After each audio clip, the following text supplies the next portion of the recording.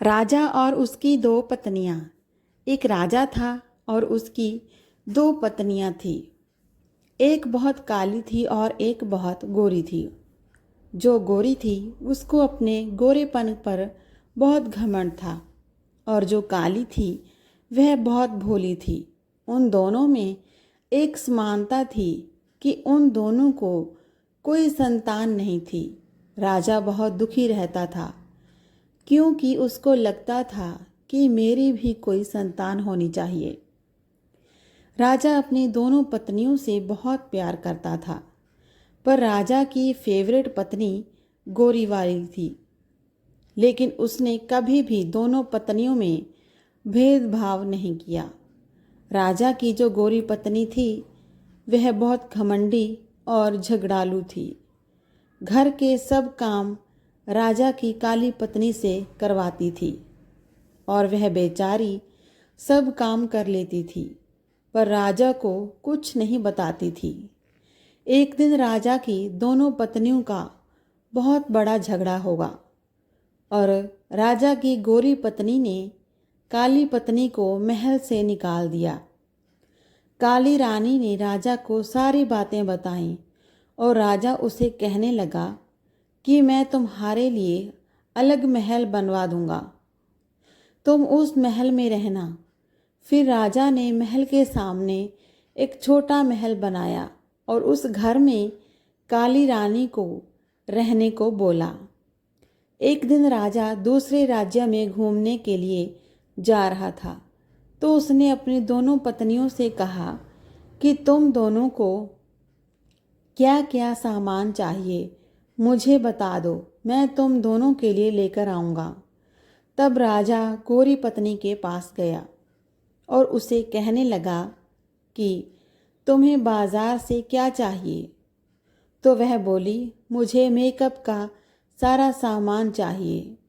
फिर वह काली पत्नी के पास गया और उसने कहा कि तुम्हें बाजार से क्या चाहिए।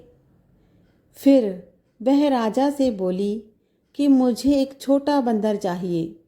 वह बोला कि ठीक है, मैं लेकर आऊँगा, कहकर राजा वहाँ से चला गया।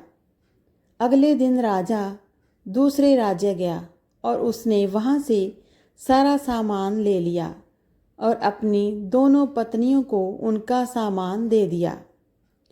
राजा की काली पत्नी उस बंदर को देखकर बहुत खुश हो गई। वह बंदर उस रानी का सारा काम करता था, उसके साथ खेलता भी था। वह काली रानी उस बंदर को अपने बच्चे जैसा प्यार करती थी। एक दिन अचानक काली रानी बहुत बीमार हुई, पर उसे देखने राजा नहीं आया। बंदर को बहुत गुस्सा आया और वह राजा के महल चला गया। राजा से कहने लगा कि मेरी माँ जैसी रानी को देखने आप क्यों नहीं आए। बंदर के डांटने के बाद अगले दिन राजा रानी को देखने के लिए घर आता है। दवाई और खाने पीने की चीज़ें देकर चला जाता है। वह रानी उस बंदर को बताती है कि मुझे संतान होनी चाहिए थी।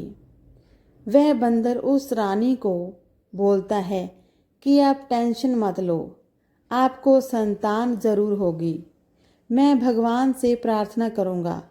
अगले दिन वह बंदर घर से गेहूं का आटा लेकर मंदिर जाता है और गेहूं के आटे को गूंथता है और उसमें 2 आँखें, 1 नाक, 2 हाथ, 2 पैर ऐसे बनाता है और भगवान से प्रार्थना करता है। भगवान उस बंदर की प्रार्थना सुनकर उस आटे के गोले को एक छोटा बच्चा बना देते हैं और वह बंदर उस बच्चे को देखकर बहुत खुश हो जाता है। बच्चे लेकर काली रानी के गोद में दे देता है। काली रानी उस बच्चे को देखकर बहुत खुश हो जाती है, बंदर का शुक्रिया अदा करती है। राजा को खबर मिलती है कि काली रानी को बच्चा हो गया। राजा बहुत खुश हो जाता है, उसकी खुशी का कोई ठिकाना नहीं रहता।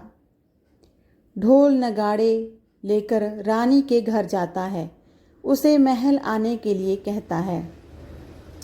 काली रानी खुशी से अपने बच्चे को लेकर महल जाती है और राजा उस गोरी रानी को घर से निकाल देता है और काली रानी को अपने पास रख लेता है। इस कहानी से हमें यही सीख मिलती है कि कभी भी किसी बात का घमंड नहीं करना चाहिए। आज की कहानी अच्छी लगी हो तो वीडियो को लाइक और शेयर ज़रूर करें। मिलते हैं नई कहानी में। धन्यवाद।